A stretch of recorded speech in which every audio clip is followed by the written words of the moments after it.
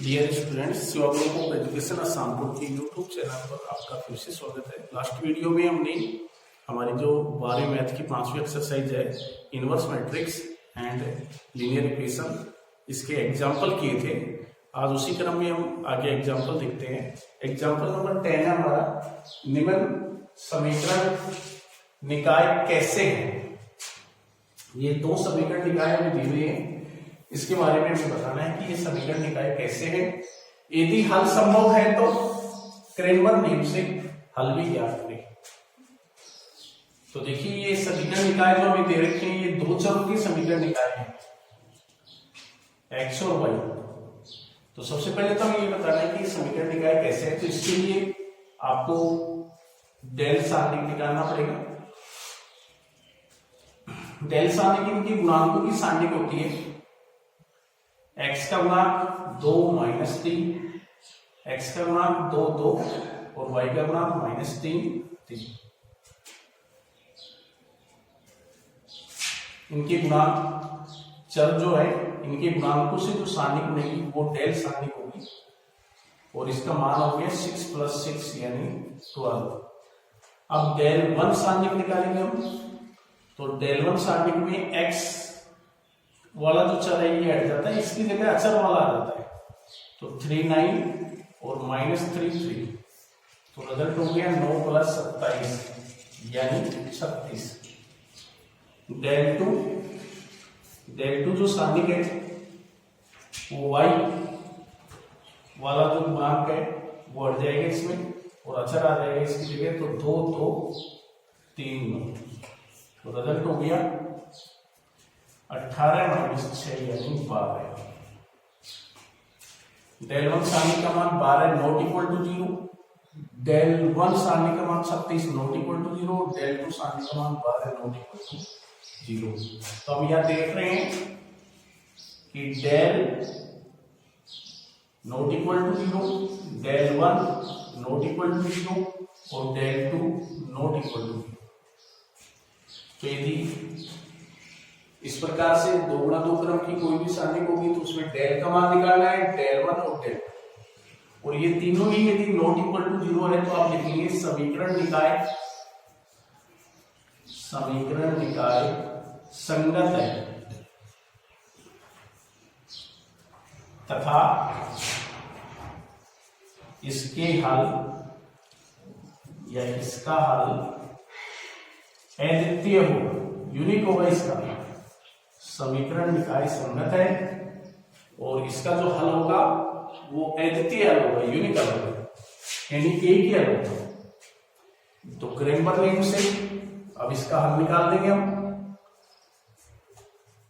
Cramer नियम से क्या होता है, x = del 1 upon del. Cramer नियम से हमने पढ़ा था x = होता है डेल 1 अपॉन डेल। डेल 1 का मान 36 और डेल का मान 12। तो 12 3 36, x की वैल्यू 3 आ गई। y = होता है डेल 2 अपॉन डेल। डेल 2 का मान 12, डेल का मान 12 = 1। तो ये x का मान तो हमारे पास 3 आ गया और y का मान 1 आ गया। यही हमें ज्ञात करना। तो समीकरण निकाय कैसा है, समीकरण निकाय संगत है तथा इसका हल अद्वितीय है। ठीक है। और क्रेमर नियम से इसका हल भी ज्ञात करें तो इसका हल भी ज्ञात करें। अब हम इसका जो सेकंड है उसको देखते हैं।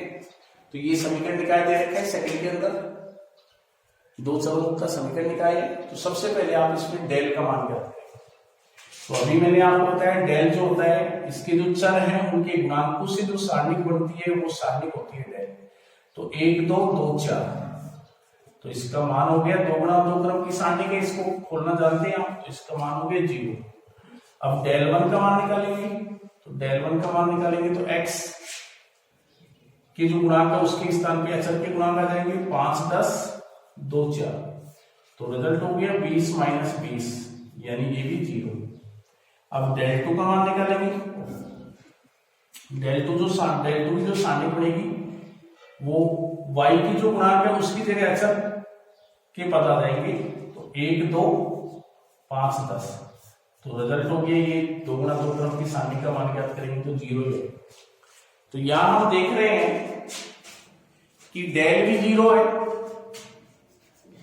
डेल 1 भी 0 है, डेल 2 भी 0 है, यानी तीनों ही जो सारणी का हमारी वो 0 है। तो यदि तीनों सारणी 0 होती है तो समीकरण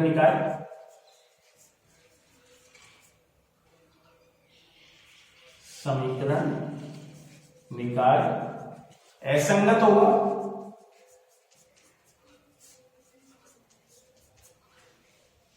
तथा इसके अनंत हल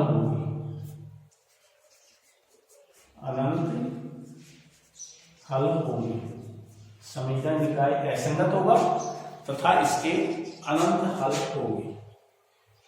तो जैसे हमने हल अनंत होंगे तो जैसे हमने y का मान k ले लिया यहाँ पे, माना y इक्वल टू k, तो x इक्वल टू क्या हो जाएगा, x plus 2k equal to 5 हो जाएगा। तो x इक्वल टू हो जाएगा 5 माइनस 2k, जहां k एक वास्तविक संख्या है, कोई भी रियल नंबर है वास्तविक संख्या, तो k का मान हम कुछ भी लेंगे वो इसके हल होंगे। यहां पर हम k का मान 1 रखेंगे तो y का मान 1 हो जाएगा और x का मान 3, ये इसका हल होगा। k का मान 2 रखेंगे तो y का मान 2 हो जाएगा और x का मान 1 हो जाएगा। k का मान 3 रखेंगे तो y का मान 3 हो जाएगा, x का मान -1 हो जाएगा। तो इस प्रकार से अनंत हल होंगे इसके, जो भी हम k की वैल्यूज रखेंगे वही से हमारे x y की वैल्यूज आ जाएंगी। तो समीकरण निकाय असंगत है और समीकरण निकाय के अनंत हल होंगे। तो ये था आपका एग्जाम्पल नंबर 10। अब हम देखते हैं एग्जाम्पल नंबर 11। तो एग्जाम्पल नंबर 11 क्या है हमारा,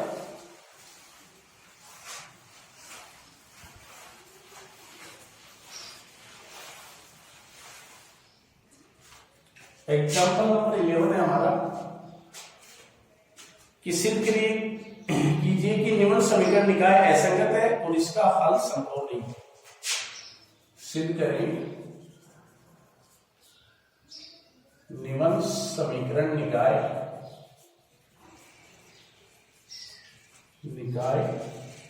असंगत है तथा इसका हल संभव नहीं है। निम्न समीकरण निकाय असंगत है तथा इसका हल संभव नहीं है। तो क्या समीकरण निकाय दे रखा है हमें, तो समीकरण निकाय हमें ये दे रखा है x plus Y plus Z बराबर 2, x plus 2y plus 3z बराबर 5 और 2x plus 3y plus 4z बराबर 11। ये समीकरण निकाय दे रखा है। तो ये समीकरण निकाय असंगत है और इसके अनंत हल होंगे। ये तो इसके लिए हमें वही सारणी निकालनी पड़ेगी। समीकरण निकाय 3 चरों का x y z, तो डेल सारणी निकालेंगे हम सबसे पहले। तो डेल सारणी जो होती है x y z के गुणांकों से मिलकर सारणी बनती है। ये सारणी पड़ेगी 1 1 1 1 2 3 2 3 4, ये सारणी होगी डेल। और इस सारणी का मान ज्ञात करना आप जानते हैं, विस्तार करके पहली पंक्ति के साथ विस्तार करके इसका मान निकाल देंगे। तो 2 3 3 4 -1 1 3 2 4 प्लस 1 1 2 2 3, ये हो गया हमारा 8 माइनस 9 4 माइनस 6 3 माइनस 4, तो -1 हो गया, ये +2 हो गया, ये -1 हो गया। तो रिजल्ट आ गया हमारा 0, यानी डेल का जो मान आ गया वो 0 हो गया। अब हम डेल 1 निकालेंगे। तो डेल 1 जो सारणी होती है वो x के जो गुणांक है उनकी जगह अचल की पता जाएगी। तो डेल 1 जो सारणी पड़ेगी हमारी 2 5 11 2 5 11 1 2 3 1 2 3 और 1 3 4 ये डेल वन समीकरण। अब इसका भी मान हमें ज्ञात करना है, तो विस्तार करके ज्ञात करेंगे पहली पंक्ति के संगत। 2 3 3 4 माइनस 1, तो ये हो जाएगा 5 3 11 4 और प्लस 1 5 2 11 3, तो रिजल्ट हो जाएगी हमारा 2 8 माइनस 9 माइनस 1 20 माइनस 33 और प्लस 1 15 माइनस 22। तो ये हमारी डेल वन जो सारणी के लिए आ जाएगी माइनस का 2 माइनस का 33 प्लस का 13 हो जाएगा और ये बच जाएगा माइनस का 7। तो रिजल्ट हो गया हमारा 9 4 हो जाएगा प्लस का 9 इक्वल टू 0। डेल वन का मान 4 आ गया, 9 इक्वल टू 0। अब डेल टू का मान निकालेंगे। डेल टू सारणी, तो डेल टू जो सारणी बनेगी y की जो गुणांक है उनको छोड़कर बनेगी, तो x का गुणांक 1 1 2 1 1 2, y की जगह आंसर क्या देंगे 2 5 11 2 5 11 और ये हो जाएगा 1 3 4 1 3 4। वही पहली पंक्ति के संगत इसका विस्तार कर देंगे क्योंकि हमें इस सारणी का मान ज्ञात करना है, तो पहली पंक्ति के संगत विस्तार कर देंगे इसका।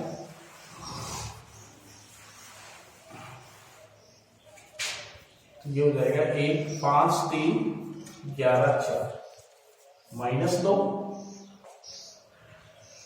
1 3 2 4 और प्लस 1 5 2 11।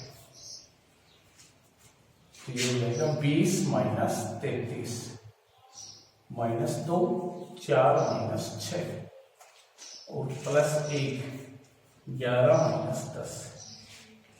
तो माइनस का 33 माइनस का 2 प्लस का 4 हो जाएगा और प्लस का 1 हो जाएगा 5। कितना बच गया माइनस का 8 नॉट इक्वल टू 0। ये डेल 2 का मान है। अब डेल 3 का मान निकालेंगे। डेल 3 जो सारणी बनेगी वो x के जो गुणांक है उसकी, y के जो गुणांक है 1 2 3 इनकी और z की जगह x की गुणांक आ जाएंगे 2 5 11।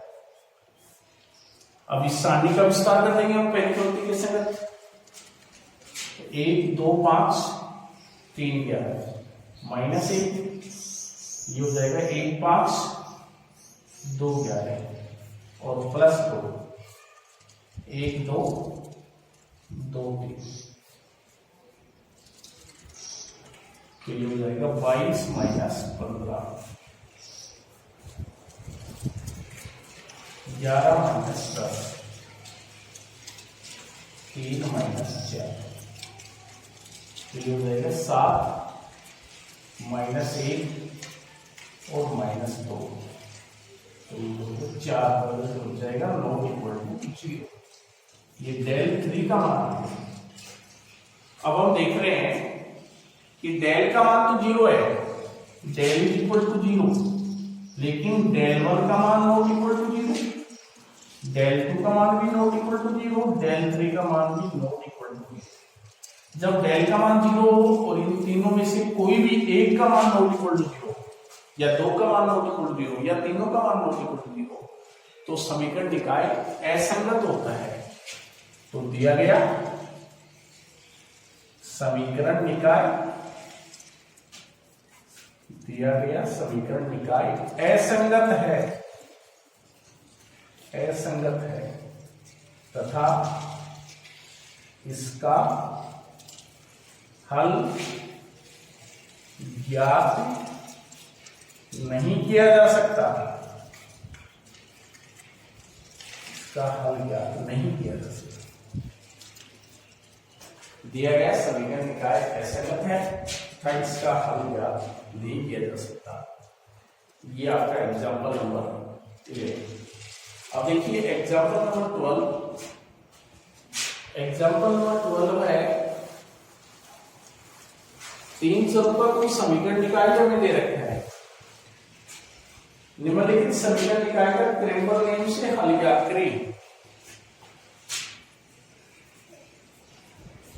निम्न समीकरण निकाय का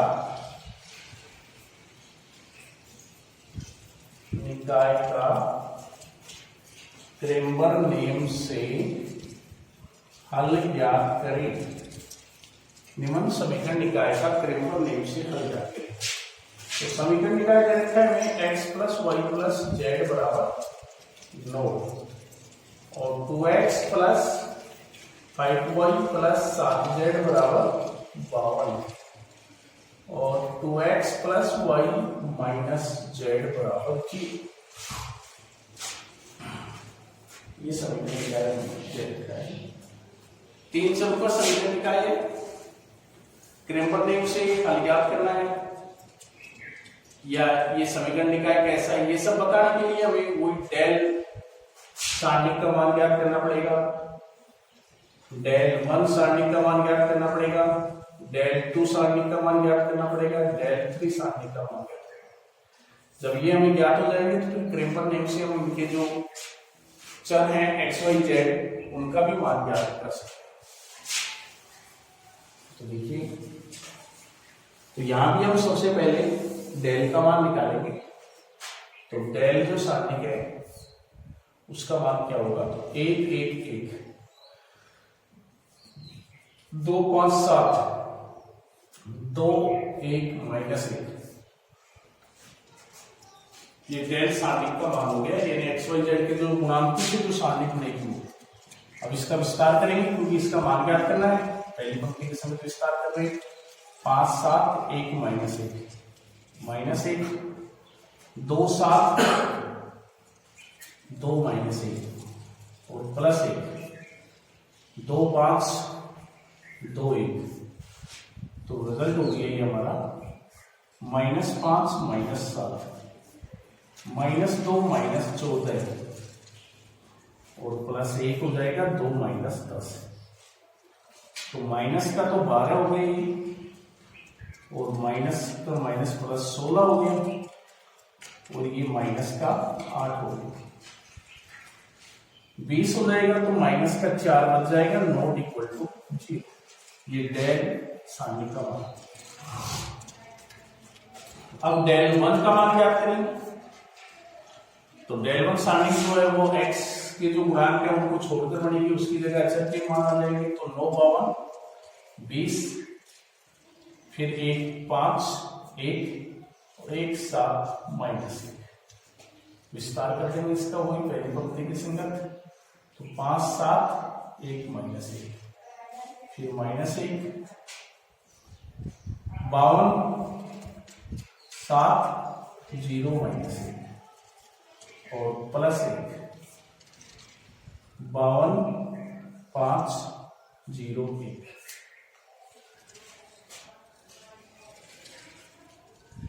तो रिजल्ट हो गया -5 -7 -1 माइनस का 52 0 प्लस 1 52 0। ये हो जाए -12 12 108 माइनस 108 प्लस के 52 प्लस के 52। तो -108 प्लस 104 रिजल्ट हो गया -4 नॉट इक्वल टू 0। तो किसकी वैल्यू आती? डेल 1 की वैल्यू आती। अब हम किसकी वैल्यू याद करेंगे? अब हम वैल्यू याद करेंगे डेल 2 की। तो डेल 2 की वैल्यूज निकालेंगे हम। डेल 2 सारणी की वैल्यू निकाल रहे हैं। तो पहला जो इसका पड़ेगा वो x के गुणांकों से बन जाएगा 1 2 2। फिर y की जगह अचर पद आ जाएगा 9 52 0। फिर ये बन जाएगा z का जो गुणांक है 1 7 -1। ये डेल 2 सारणिक होगी। विस्तार करके मान निकालेंगे इसका। पहली पंक्ति के सतत विस्तार करेंगे, 52 7 0 -1, फिर माइनस का 9, ये हो जाएगा 2 7 2 -1 और +1, ये हो जाएगा 2 52 2 0। 2 गुणा 2 का हम निकाल के खोल देंगे इसको, तो ये रिजल्ट हो जाएगा हमारा माइनस का 52 0 -9 माइनस का 2 और माइनस का 14 और +1 0 माइनस का 104, तो ये हो जाएगा माइनस का 52 और ये हो जाएगा आपका माइनस का 16 नामा 144 प्लस का 144 और माइनस का 104 और ये माइनस का 156 हो जाएगा, प्लस का 144 हो जाएगा, रिजल्ट क्या रह जाएगा माइनस का 12। ये डेल 2 सारणी का मान है। अब हम डेल 3 सारणी का मान निकालेंगे। तो डेल 3 सारणी जो है क्या बनेगी हमारी डेल 3 सारणी, तो डेल 3 सारणी बनेगी हमारी x के गुणांक की सारणी 1 2 2, y के गुणांक की सारणी 1 5 1 और z के स्थान पे अचर वाली आ जाएगी 9 52 0। विस्तार करेंगे इसमें, पहली पंक्ति के संगत 5 52 1 0, फिर -1 2 52 2 0 और +1 +9, तो ये हो जाएगा 2 5 2 तो 0 -52 -1 0 -104 +9 2 -10, तो माइनस का 52 हो गया, प्लस का 104 हो गया और ये माइनस का 8 माइनस का 72 हो गया।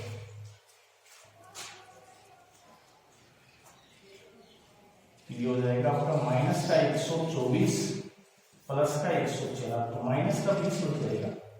डेल 3 जो सारणी है उसका मान आ गया। क्रेमर नेम से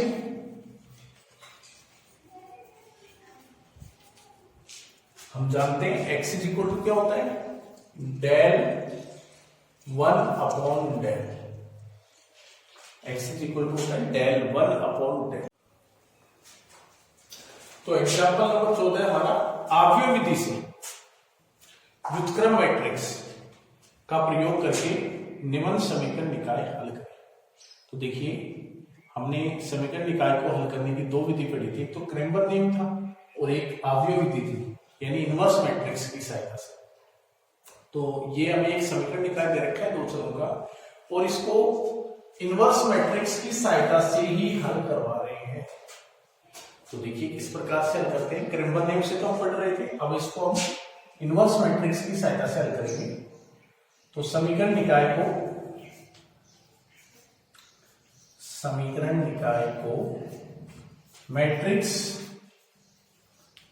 फॉर्म में लिखने पर, समीकरण निकाय को मैट्रिक्स फॉर्म में लिखने पर, तो मैट्रिक्स फॉर्म में हम इसको लिखेंगे 5 -3 1 2।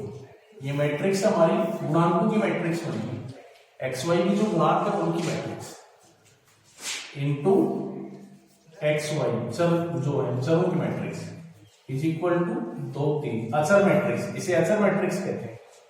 ये अचर मैट्रिक्स यानी जो अचर पद हैं इसके उनसे मिलकर जो मैट्रिक्स, यदि हम इसको आपस में मल्टीप्लाई करें ये जो मैट्रिक्स है इसको, तो हमारे पास यही समीकरण प्राप्त होगी। यानी कि ये समीकरण निकाय इसको हमने मैट्रिक्स फॉर्म में लिख दिया। अब ये जो मैट्रिक्स है इसको हम ए मानते हैं, गुणांकों की मैट्रिक्स को x और इज इक्वल टू बी, इसको भी मानते हैं। तो x बराबर क्या हो गया, ए इनवर्स बी, समीकरण 1। x इज इक्वल टू हो गया ए इनवर्स बी, समीकरण 1। अब ए जो मैट्रिक्स है वो हमारी है 5 - 3 8 2, ये ए मैट्रिक्स है। अब हमें ये जो मैट्रिक्स है इसका इनवर्स याद करना है। ये जो ए मैट्रिक्स है इसका हमें इनवर्स करना है। तो ए मैट्रिक्स का साइन 5 - 3 8 2। किसी भी मैट्रिक्स का इनवर्स याद करना हमने सीखा ही है। सबसे पहले उसका साइन याद करते हैं, तो 10 + 3 13 हो गया, नॉट इक्वल टू 0।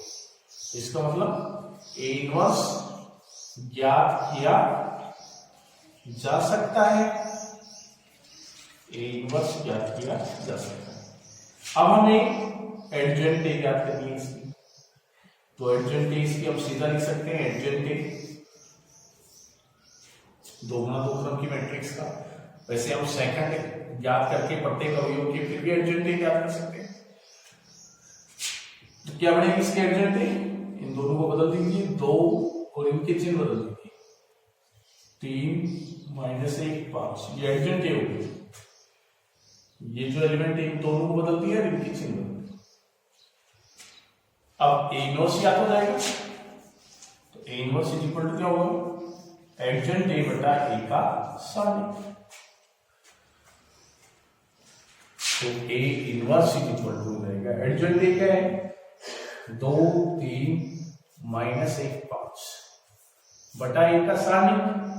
ए का साइन कितना है 13, ये हो जाएगा 1 बटा 13 2 3 - 1 5। ये ए इनवर्स क्या होगा समीकरण 1 से मान रख देंगे। समीकरण 1 में x का मान क्या है xy, ए इनवर्स का मान 1 बटा 13 2 3 - 1 5 और b का मान क्या है 2 3। मैट्रिक्स बी हमने किसको माना है, तो एक्स मैट्रिक्स ये हो गई हमारी, ए इनवर्स याद कर लिया। इसको मल्टीप्लाई करेंगे तो क्या हो जाएगा 4 + 9 या 9 + 4 और ये हो जाएगा -2 + 15, तो 1 बटा 13 13 13। तो X Y is equal to हो गया आपका 13 का प्रत्येक अवयव में भाग लगेगा, तो ये रिजल्ट हो जाएगा हमारा 1 1।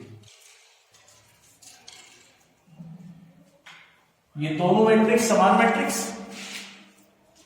तो संगत अवयव के बराबर होगा, तो x इज इक्वल टू 1 हो जाएगा और y इज इक्वल टू 1 हो जाएगा।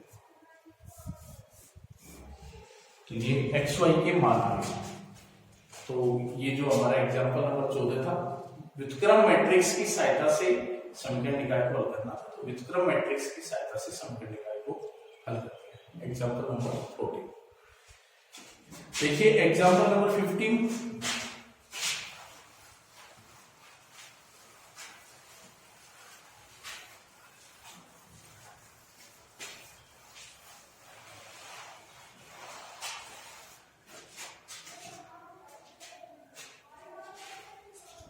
निम्न रेखिक समीकरण निकाय को अवयव रूप में लिखिए।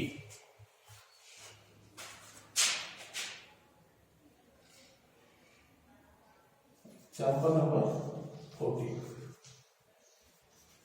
निम्न रेखिक समीकरण निकाय को अवयव रूप में लिखिए।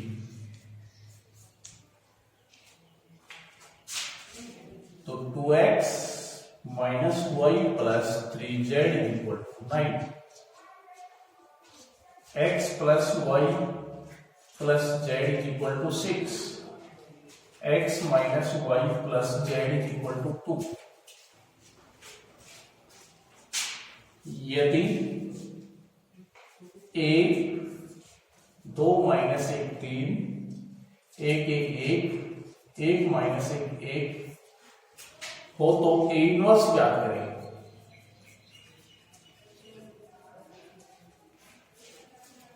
तथा समीकरण निकाय का हल करें, तथा समीकरण निकाय का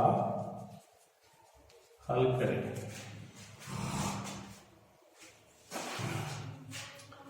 तो सबसे पहले जो समीकरण निकाय हमें दे रखे हैं इसको मैट्रिक्स फॉर्म में लिखना है।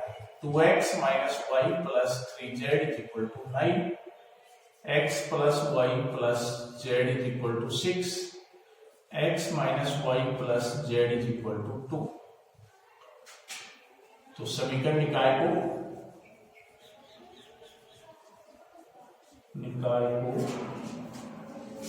मैट्रिक्स फॉर्म में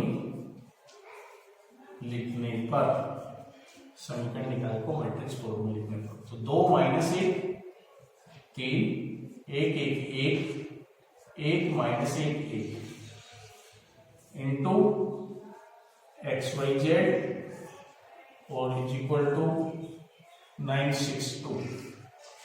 तो समीकरण निकाय को मैट्रिक्स फॉर्म में लिख दिया। अब ये जो मैट्रिक्स होती है इसको हम ए मानते हैं, ये जो मैट्रिक्स है एक्स और इज इक्वल टू इसको बी, तो ए एक्स बराबर बी, तो एक्स बराबर हो गया ए इनवर्स बी, समीकरण एक। अब ए जो मैट्रिक्स है, ए मैट्रिक्स हमारी ये है 2 माइनस 1 3 1 1 1 1 माइनस 1 1। इसका इनवर्स ज्ञात करना है, 3 गुणा 3 क्रम की मैट्रिक्स है, तो इनवर्स ज्ञात करने के लिए सबसे पहले हम इसका सारणिक ज्ञात करेंगे। तो ये सारणिक, तो 2 माइनस 1 3 1 1 1 1 माइनस 1 1, पहली पंक्ति की संगत विस्तार कर देंगे इसका, 2 1 1 माइनस 1 1 प्लस 1 1 1 1 1 और प्लस 3 1 1 1 माइनस 1। तो रिजल्ट हो जाएगा हमारा 1 प्लस 1 1 माइनस 1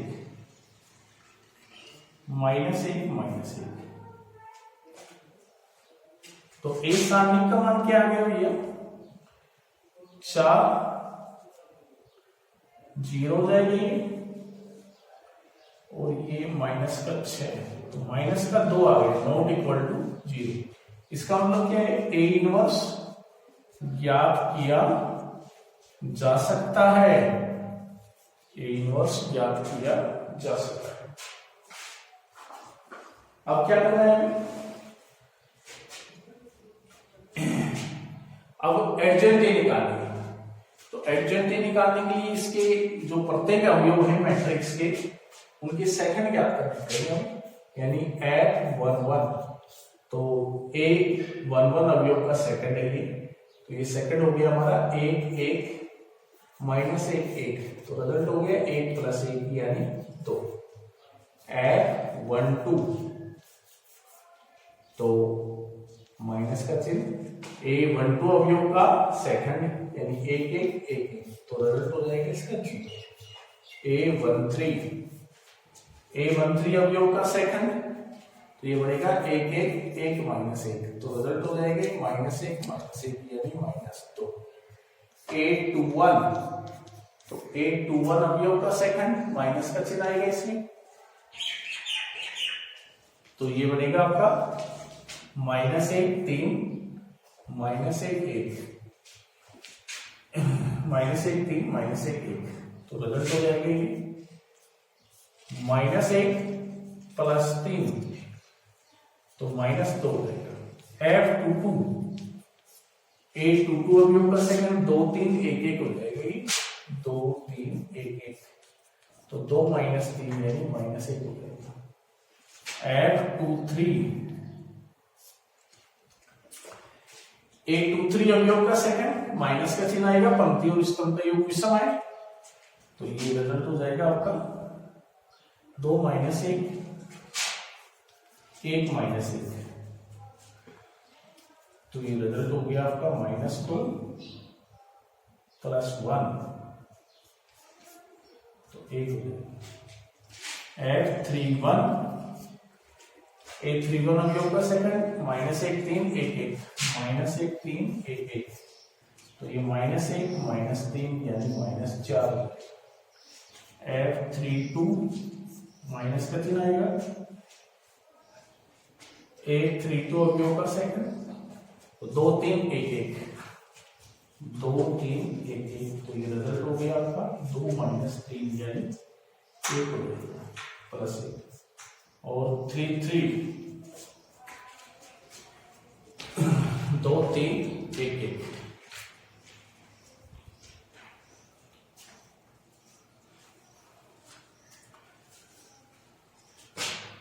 A32 अवयव का सेकंड हम 2 3 1 1 याद कर दिया। A33 अवयव का सेकंड हो जाएगा 2 - 1 1 1, तो रिजल्ट हो गया 2 + 1 यानी 3। ये हमने प्रत्येक अवयव की सेकंड याद कर ली।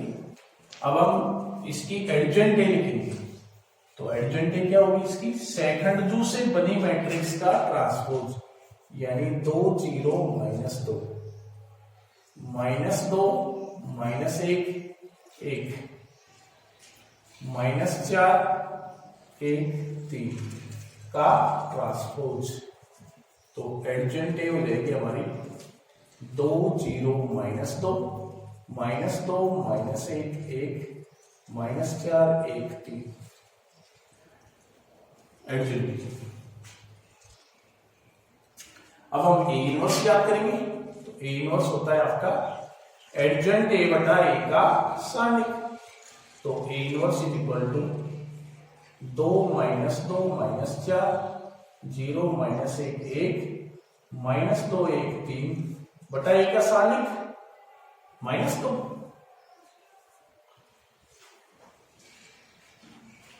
तो A इनवर्स क्या हो गया? A inverse is equal to हो गया -1 बटा 2 2 - 2 -4 0 -1 1 -2 1 3। ये A इनवर्स का मान। अब हम